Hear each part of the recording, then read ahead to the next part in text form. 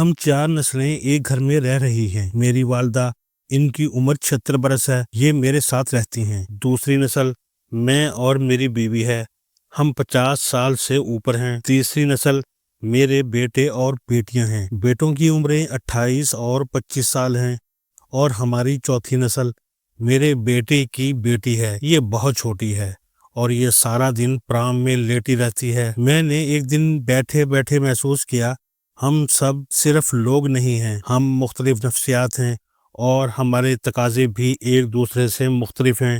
مثلاً میری والدہ ہر وقت مجھے تلاش کرتی رہتی ہیں، یہ بہانے سے مجھے اپنے پاس بلاتی ہیں اور ان کی کوشش ہوتی ہے میں ان کے پاس دیر تک بیٹھا رہوں۔ یہ جان بوجھ کر لمبی گفتگو شروع کر دیں گی، اپنی بیماریوں اور دوائیوں کا ذکر چھیڑ دیں گی، میرے بچپن کی داستان شروع کر دیں گی، اپنے والدین کے واقعات سنائیں گی اور مجھے لوگوں کے نام لکھوائیں گی اور یہ کہیں گی تم نے ان کو اتنے پیسے بھجوانے ہیں، اور پھر مجھ سے بار بار فہرست کے نام اور رقمیں سنیں گی اور رقموں میں تبدیلی کرائیں گی۔ میں جب آخر میں نکلنے لگوں گا تو یہ مجھ سے کہیں گی تم مجھے مل تو لو، اور یہ پھر اس کے بعد اپنے بیڈ سے اٹھیں گی، سہارا لے کر کھڑی ہوں گی اور مجھے گلے سے لگا کر ڈھیروں دعائیں دیں گی۔ مجھے روز محسوس ہوتا ہے یہ مجھے آج بھی 3-4 سال کا بچہ سمجھتی ہیں۔ یہ جس طرح میرے بچپن میں میرے کھانے پینے، کپڑوں اور گرمی سردی کا خیال کرتی تھیں، یہ آج بھی میرے بارے میں اتنی ہی پریشان رہتی ہیں۔ میں گرمی میں باہر نکلنے لگوں تو یہ روک دیتی ہیں، اور سردی کا موسم ہو تو یہ سویٹر، کوٹ اور جیکٹ کے بغیر مجھے باہر نہیں جانے دیتی۔ میں انہیں ہر بار بتاتا ہوں میں بچہ نہیں ہوں، میں بچوں والا ہوں، لیکن یہ اس کے باوجود مجھے آج بھی بڑا، جوان یا میچور ماننے کے لیے تیار نہیں ہیں۔ ماں اور بیٹے کے اس رشتے کی نفسیات کے 2 پہلو ہیں۔ میری والدہ مجھے میچور ماننے کے لیے تیار نہیں ہیں، دوسرا انہیں مجھ سے زیادہ وقت چاہیے۔ ان کی خواہش ہے میں اپنا زیادہ سے زیادہ وقت ان کے ساتھ گزاروں، ان کی باتیں سنوں اور اپنے سارے دکھ صرف اور صرف انہیں سناؤں، جبکہ مجھے ان کی داستانوں میں زیادہ انٹرسٹ نہیں ہوتا۔ شاید اس کی وجہ ریپیٹیشن ہے، میں یہ کہانیاں، یہ داستانیں بچپن سے سن رہا ہوں اور یہ مجھے اب ازبر ہو چکی ہیں، چنانچہ میں درمیان میں انٹرسٹ لوز کر بیٹھتا ہوں اور صرف ان کا دل رکھنے کے لیے ہاں جی، امی جی کہتا رہتا ہوں، اور اس دوران میرا سارا دھیان اپنے بچوں کی طرف رہتا ہے۔ میں ان کے بارے میں سوچتا رہتا ہوں۔ میرا بچوں، بالخصوص بیٹوں کے بارے میں رویہ مختلف تھا۔ میں نے انہیں 13 سال کی عمر میں کام پر لگا دیا تھا۔ یہ تعلیم کے ساتھ ساتھ کام کرتے رہے۔ اس ماڈل کے چند فائدے بھی ہوئے اور چند نقصان بھی۔ نقصان یہ ہوا یہ اپنے بچپن کو انجوائے نہیں کر سکے، یہ بہت جلد میچور ہو گئے تھے، چنانچہ آج ان کے دوست نہ ہونے کے برابر ہیں۔ یہ وقت سے پہلے سیریس بھی ہو گئے ہیں۔ فائدے یہ ہوئے یہ بہت جلد انڈیپینڈنٹ ہو گئے اور خوشحال، اور ماشاءاللہ تجربہ کار بھی۔ انہیں کاروبار کرنے، کمپنیاں بنانے، ٹیکس سسٹم اور مارکیٹ کا علم بھی ہو گیا۔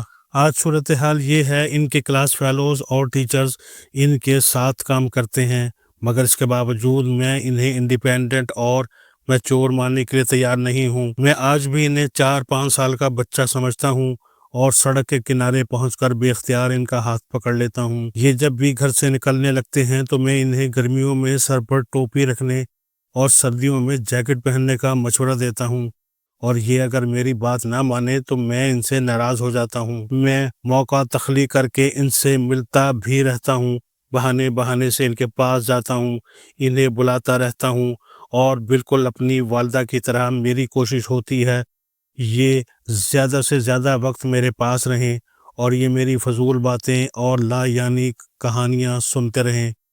یہ میرے ہر پرانے لیکچر پر سر ہلائیں اور اسے پلے بھی باندھ لیں، مگر یہ دائیں بائیں سے نکل کر بھاگنا چاہتے ہیں۔ ان کے دفتر میں لوگ بیٹھے ہوتے ہیں، ان کی میٹنگز ہوتی ہیں، انہوں نے دوسرے دفتروں اور بینکوں میں خوار ہونا ہوتا ہے، اور ان کے کلائنٹس ان کا آن لائن انتظار کر رہے ہوتے ہیں، جبکہ میں خود اس سسٹم کا حصہ ہوتے ہوئے اسے ماننے کے لیے تیار نہیں ہوتا۔ میرے اندر پروان چڑھتا ہوا باپ کا جذبہ ان تلخ حقیقتوں کو ماننے سے انکاری ہو جاتا ہے۔ یہ انہیں میچور بھی نہیں مانتا اور یہ ان کے ساتھ زیادہ سے زیادہ وقت بھی گزارنا چاہتا ہے۔ یہاں بھی میں دو نفسیاتی عرضوں کا شکار ہوں۔ میں اپنے بچوں کے معاملے میں والدہ کی طرح بیہیو کرتا ہوں، اور دو، میں جانتے بوجھتے ہوئے بھی اپنے بچوں کو ان کی وہ سپیس نہیں دیتا جس کے یہ حقدار ہیں۔ میرا دماغ اس حقیقت کو سمجھتا ہے، لیکن میرا دل ماننے کے لیے تیار نہیں ہوتا، اور یہ کیفیت وقت کے ساتھ ساتھ کم ہونے کے بجائے بڑھتی چلی جا رہی ہے۔ یہ دوسرا سیناریو ہے، اور اس سیناریو میں چند ہفتے قبل ایک اور تبدیلی آ گئی۔ میرے بیٹے کو اللہ تعالیٰ نے بیٹی کی نعمت سے نواز دیا، اور یہ ایک ہی رات میں میرے اور میری والدہ جیسا ہو گیا۔ یہ اب ہمیں چکر دے کر زیادہ سے زیادہ وقت اپنی بیٹی کے ساتھ گزارتا ہے۔ اسے اس کی سردی اور گرمی کا احساس تڑپاتا رہتا ہے۔ یہ گرمی کے موسم میں اس کے لیے سردیوں کے کپڑے خرید رہا ہے۔ بچی ابھی پرام سے باہر نہیں آئی، یہ اٹھ نہیں سکتی، کروٹ بھی نہیں لے سکتی، لیکن یہ اس کے لیے دوڑنے، بھاگنے اور کھیلنے کودنے کی اشیاء تلاش کر رہا ہے، اور میں اور میری والدہ دونوں اس کی ان بچگانہ حرکتوں پر ہنستے رہتے ہیں۔ میں جب بھی یہ سوچتا ہوں یہ بچی جب بڑی ہوگی، یہ اپنی مصروفیات میں الجھ جائے گی اور اس کے پاس اپنے والدین کے لیے وقت نہیں ہوگا، تو اس وقت میرے بیٹے اور بہو کی کیا جذباتی کیفیت ہوگی، یہ کیا محسوس کریں گے۔ یقیناً یہ بھی میری اور میری والدہ کی طرح محسوس کریں گے۔ یہ بھی اپنی داستانوں اور کہانیوں کی پوٹلیاں اٹھا اٹھا کر اس کے پیچھے بھاگتے رہیں گے، اور بچی انہیں اگنور کر کے اپنی اسائنمنٹس اپنے موبائل فون کا سیاپا کرتی رہے گی۔ مجھے یہ بھی محسوس ہو رہا ہے انسان کی وقت کے ساتھ ساتھ اپنے والدین سے زیادہ اپنے بچوں میں دلچسپی بڑھ جاتی ہے، اور بچے بعد ازاں والدین کے ساتھ وہی سلوک کرتے ہیں جو ہم اب اپنے والدین کے ساتھ کر رہے ہیں۔ وقت نے والدین کو بھی نہیں بدلا، اور یہ بچوں کو بھی نہیں بدل رہا۔ مجھے مدت پہلے ہمارے بزرگ دوست پروفیسر غنی جاوید نے کہا تھا، وقت دریا ہے، یہ ہمیشہ آگے کی طرف بہتا ہے۔ ماں اور باپ کی محبت بھی دریا ہوتی ہے، اور یہ بھی اگلی نسلوں کی طرف دوڑتی ہے۔ پروفیسر غنی جاوید آسٹرالوجسٹ ہیں، اور مجھے 1993-94 میں ان کے ساتھ کام کرنے کی سعادت نصیب ہوئی تھی۔ یہ شاندار انسان اور انتہائی تجربہ کار بزرگ تھے۔ میری مدت سے ان کے ساتھ ملاقات نہیں ہوئی، مگر میں اب انہیں تلاش کروں گا اور انہیں یہ بتاؤں گا مجھے آپ کی بات 30 سال بعد سمجھ آئی۔ میرے ایک دوست نے چند دن قبل مجھے اپنا واقعہ سنایا۔ اس کا کہنا تھا، میں اپنے بیٹے کو اپنی جدوجہد کی کہانی سنا رہا تھا۔ میں نے کس طرح تعلیم حاصل کی، ہم کس طرح 5 کلومیٹر پیدل چل کر اسکول جاتے تھے، استادوں کی مار کس طرح کھاتے تھے، اور پھر میں نے کس طرح 4000 روپے سے بزنس سٹارٹ کیا، لوگوں نے کس طرح مجھے دھوکہ دیا اور میں کس طرح کامیاب ہوا۔ میں نے گفتگو کے دوران محسوس کیا میرا بیٹا صرف سر ہلا رہا ہے اور ہاں جی کر رہا ہے، لیکن اس کا دماغ کسی اور چیز میں الجھا ہوا ہے۔ میں نے غصے سے چلا کر کہا، تم میری بات غور سے کیوں نہیں سن رہے؟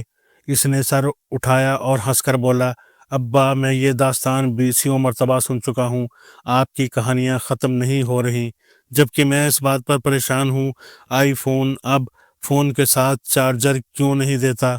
آپ خود فیصلہ کریں، آپ کی پریشانی بڑی ہے یا میری؟ میں نے کہا لگا کر پوچھا، اور پھر تم نے یہ سن کر کیا کیا؟ اس نے ہنس کر جواب دیا، میں نے جوتا اتار لیا اور میرا بیٹا ہنس کر دوڑ گیا۔ میں نے دوسری مرتبہ کہا لگایا اور اپنے دوست سے کہا، تم فکر نہ کرو، جس دن یہ باپ بنے گا اس دن اس میں اور تم میں کوئی فرق نہیں رہے گا، اس کے بچے بھی اس کو نہیں سنیں گے۔